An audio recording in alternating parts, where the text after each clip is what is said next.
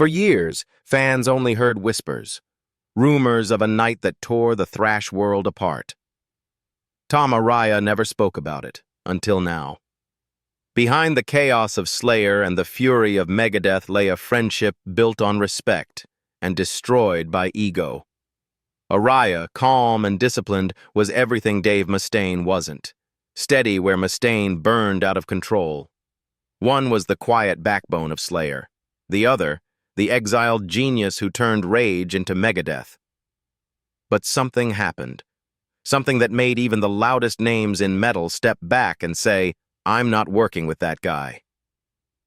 After decades of silence, Araya finally revealed what he saw, and why so many rockers walked away from Dave Mustaine for good. The rise of thrash metal, 1980s.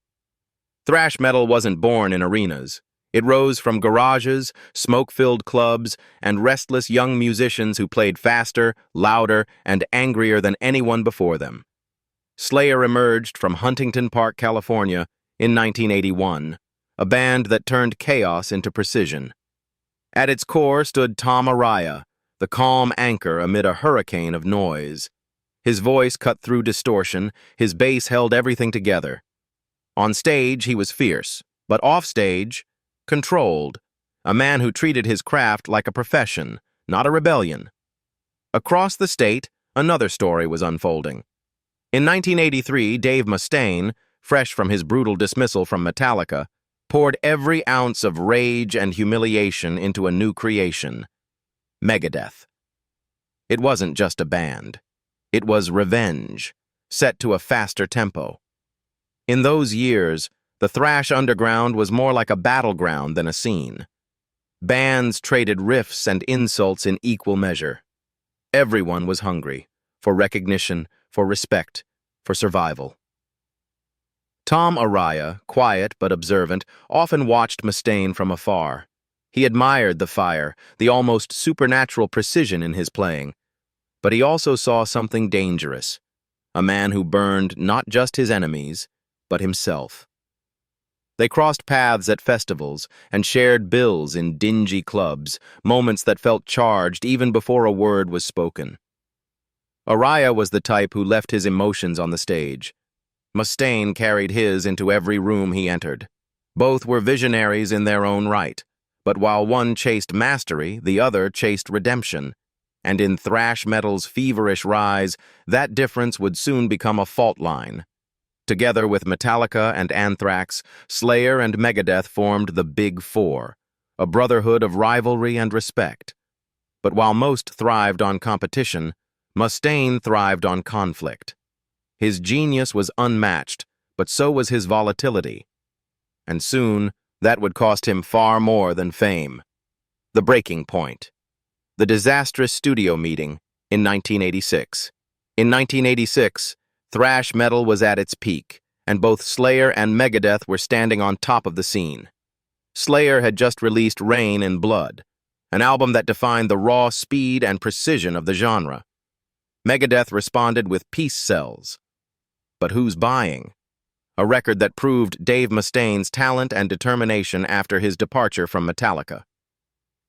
Seeing an opportunity, Combat Records and Def Jam Records proposed a joint project, a shared EP and a co-headlining tour that could bring the two giants together. A meeting was arranged at a Los Angeles studio with Slayer's members, Megadeth's bassist David Ellefson, and label representatives all in attendance. However, the atmosphere quickly shifted when Mustaine arrived, over 3 hours late, visibly drunk, and already agitated. What was meant to be a collaboration soon turned into one of the most uncomfortable encounters in thrash history. At first, the tension was subtle. Mustaine made small jabs about production, claiming Slayer's sound was too sterile. Then his tone sharpened, mocking Rain in Blood and producer Rick Rubin by name. Kerry King shot back with the same venom, but it was Araya's silence that made the room colder. He watched Mustaine unravel. The smirk, the slurred words, the sudden flash of bitterness that only someone deeply hurt could carry.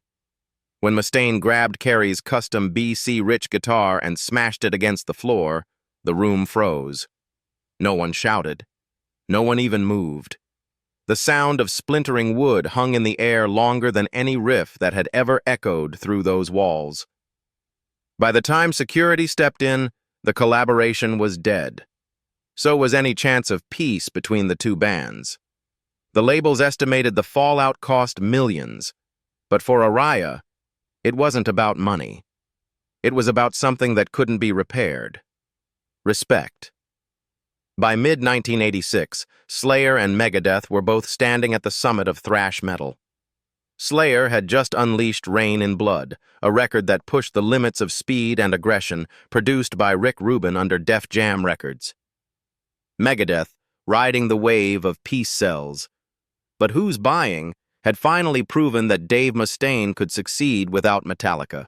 That summer, representatives from Combat Records and Def Jam arranged an ambitious idea, a joint EP and a co-headlining tour that would unite two of the biggest names in metal.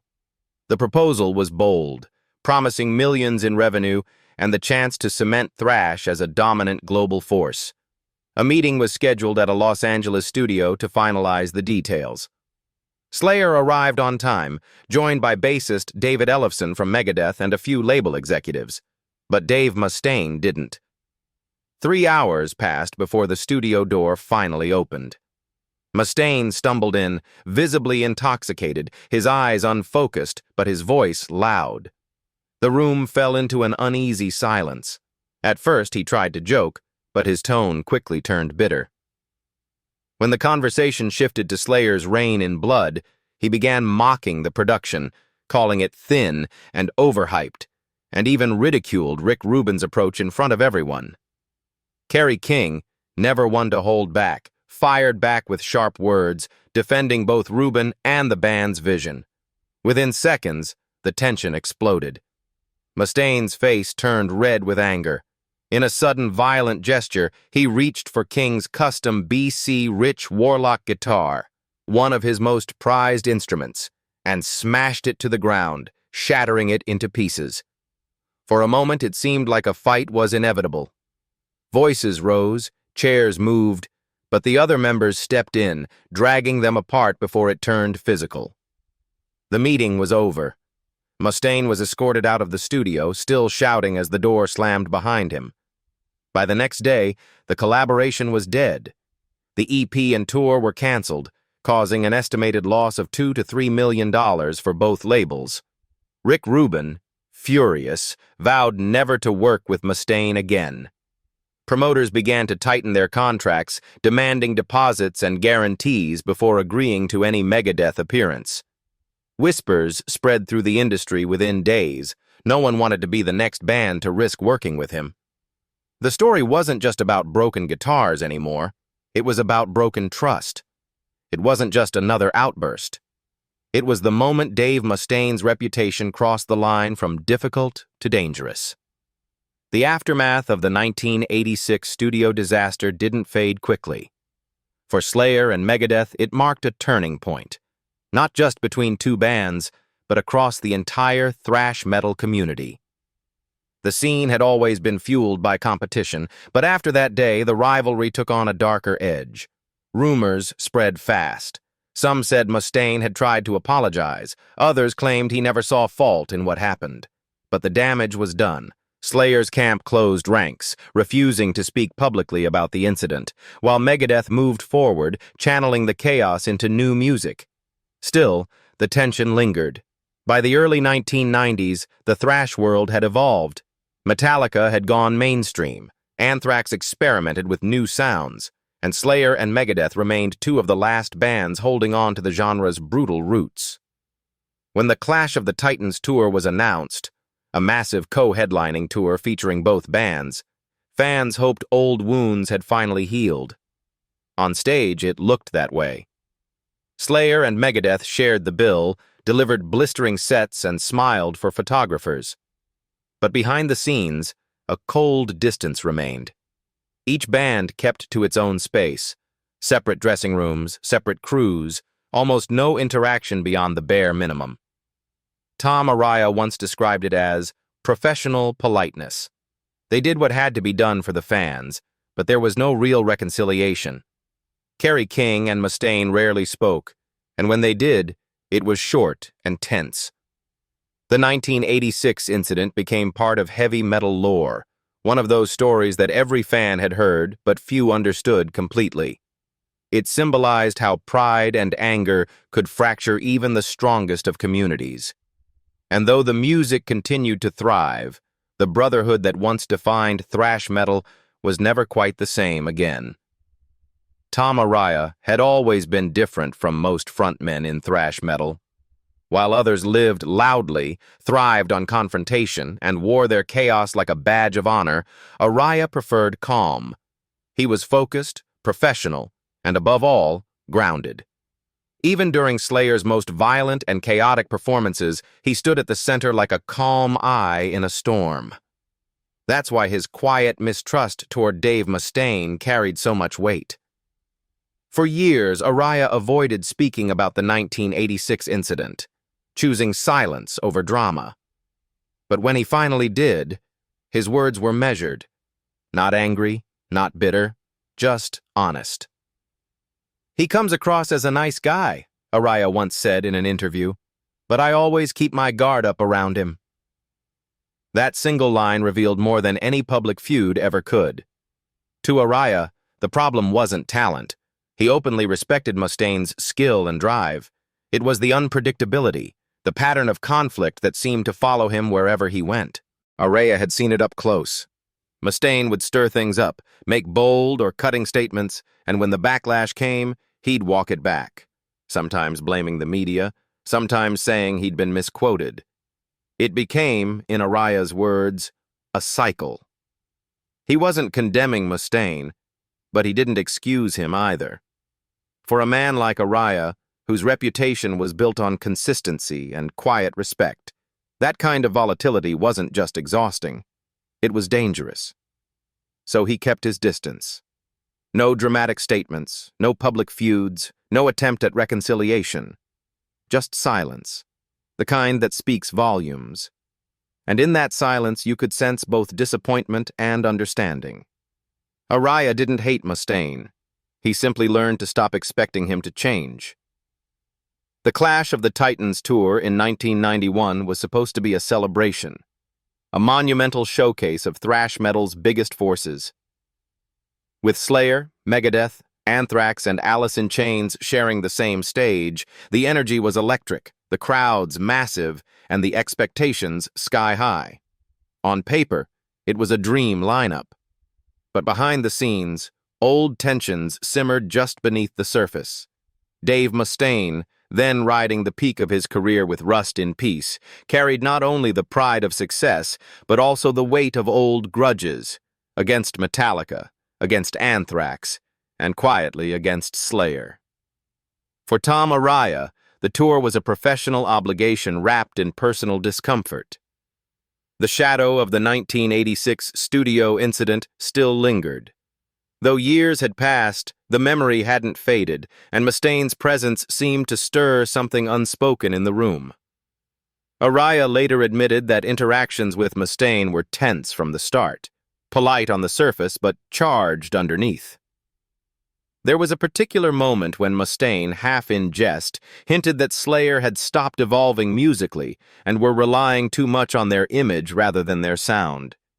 It was the kind of remark that could have ignited another argument, but Araya simply stayed silent. He didn't roll his eyes or raise his voice. He just let the words pass. That was his way. Control through restraint. While Mustaine often thrived on confrontation, Araya chose distance. He spoke to Mustaine only when necessary, maintained civility on stage, but off stage, he kept his circle small and quiet. The rest of Slayer followed his lead, minimizing unnecessary contact. Still, the air was thick during the tour. Fans couldn't see it, but those backstage could feel the tension, like static before a storm. Every shared space, every lineup photo, every after-show felt slightly uneasy. The music was flawless, but the camaraderie was fractured. What should have been a unifying moment for thrash metal instead became a reminder that some wounds, no matter how much time passes, never really heal. Within the tight-knit world of thrash metal, respect, and trust are currencies earned through time, sweat, and loyalty. Dave Mustaine had long earned the first respect through sheer talent and relentless drive. But the second, trust, was something far more elusive. Many in the industry, from producers to fellow musicians, admired his genius, yet quietly admitted they would rather not work with him. It wasn't because of his playing. Few could rival Mustaine's precision, his songwriting, or his impact on metal's evolution, but because of the volatility that seemed to follow him like a shadow. Tom Araya, ever measured in his words, articulated this balance perfectly. He had no interest in rekindling old feuds, nor did he deny Mustaine's contributions to the genre. But he understood, perhaps better than most, that talent alone doesn't make collaboration possible. In a 2018 interview, Araya reflected on their history and said calmly, "I respect his work and his journey, but respect doesn't always come with trust." It was a statement that carried quiet wisdom, not an attack, but an observation from someone who had lived through the turbulence firsthand. To many, that line captured the complicated legacy of Dave Mustaine within the thrash metal community. He was both a pioneer and a warning, proof that brilliance can coexist with self-destruction. Younger musicians idolized his riffs but feared his temper. Older peers praised his resilience but avoided his company. In an industry built on rebellion and ego, Mustaine stood as one of its brightest and most conflicted figures. A man whose genius demanded admiration, but whose behavior demanded caution. And for Tom Araya, that distinction was everything. He could honor the art without embracing the chaos. He could acknowledge Mustaine's mark on metal history while quietly choosing never to repeat the past. In the end, Tom Araya's stance toward Dave Mustaine wasn't born out of hatred. It was a quiet declaration of boundaries. In a world defined by aggression, ego, and competition, Araya's refusal to engage became its own form of strength. He didn't seek revenge, nor did he hold a grudge. Instead, he drew a line, firm, professional, and final. His silence wasn't weakness, it was wisdom earned through years of chaos, conflict, and observation. That decision marked the true end of any potential reconciliation between Slayer and Mustaine. There would be no grand apology, no dramatic reunion, no nostalgic collaboration to please fans. What remained was respect from a distance, a cold peace between two giants of thrash metal. To those within the community, it served as a sobering reminder that brilliance without restraint often isolates its bearer. And to those who came after, it became a cautionary tale about the cost of unchecked ego in a genre built on rebellion. When historians and fans look back on the golden age of thrash metal, the 1986 studio incident stands as one of its defining ruptures, a moment when two of the scene's greatest forces collided and burned instead of blending. Yet from that fallout came lessons that reshaped how musicians approached collaboration and professionalism in heavy metal. Tom Araya's quiet dignity, contrasted with Mustaine's fiery unpredictability, highlighted two opposing philosophies in music: chaos versus control, pride versus peace. And over time, it became clear which one endured longer. So what do you think?